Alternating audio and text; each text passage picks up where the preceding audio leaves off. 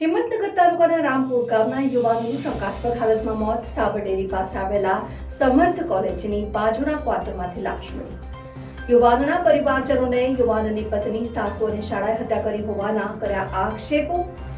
સાસરિયાએ યુવાનને કરી ફાંસો આપી મારી નાખ્યા હોવાના આશંકા. શોધખોળ બાદ યુવાનની લાશ મળતા સમગ્ર પરિવારજનો અને સ્નેહીજનો શોકાતુર.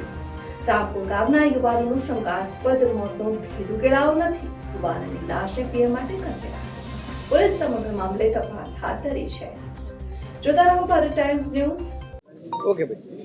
હાજી નમસ્કાર, હું ચૌહાણ રાજેન્દ્રસિંહ અમરસિંહ.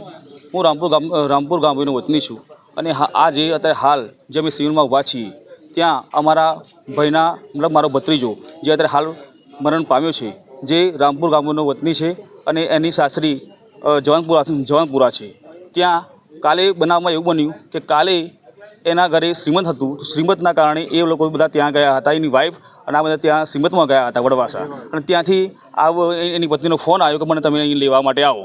તો આ ભાઈ ત્યાં લેવા માટે ગયો, ત્યાં લેવા ગયો અને લઈને પછી પાછા આ બંને શ્રીમંતમાં વડવાસા ગયા. વડવાસાથી એની પત્નીએ એને ત્યાં 5 થી 10 મિનિટ ઊભી ના રહેવા દીધો અને ત્યાંથી એને ધકેલી અને કે મારે અત્યારે હાલ જવું જ છે, કે મારે ઘરે જ જવું છે એમ કરી અને આને પાછું મતલબ અહીં જે સમર્થ કોલેજ ખરી એની બાજુમાં જે કોમ્પ્લેક્સ ખરું ત્યાં લઈ ગયો.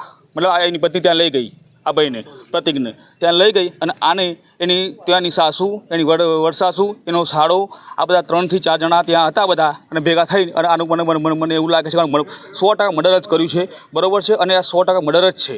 અને અમારે પૂરી શંકા છે કે આ લોકો 100% શંકાના દાયરામાં છે અને અમને એટલું વિશ્વાસ છે કે આ મર્ડર જ છે. તો અમે એવું ઈચ્છીએ છીએ કે આની તપાસ, આની ફૂલ તપાસ થવી જોઈએ અને ખરેખર અમને ન્યાય મળવો જોઈએ જ જોઈએ. અને અમને 100% ખાતરી છે કે આ મર્ડર જ છે અને અમને પૂરેપૂરો ન્યાય મળવો જોઈએ. બસ અમે એ જ અમારી માગણી છે, અમારા આખા ગામની એ જ માગણી છે કે આવું બીજી વખત થાય નહીં. બરોબર, આજે 23 વર્ષનો છોકરો આજે આ રીતે મરણ પામ્યો. આજે એનો આધાર પુરાવો શું, એના પપ્પાનું શું? આજે એના ઘરમાં એ ભાઈ પોતે કમાતો હતો, આજે એનું મર્ડર થઈ ગયું તો આજે એના પપ્પાનું શું? એટલે અમારે ન્યાયની પૂરી માગણી છે અને ગમે તે કરે અમારે ન્યાય મળવો જોઈએ.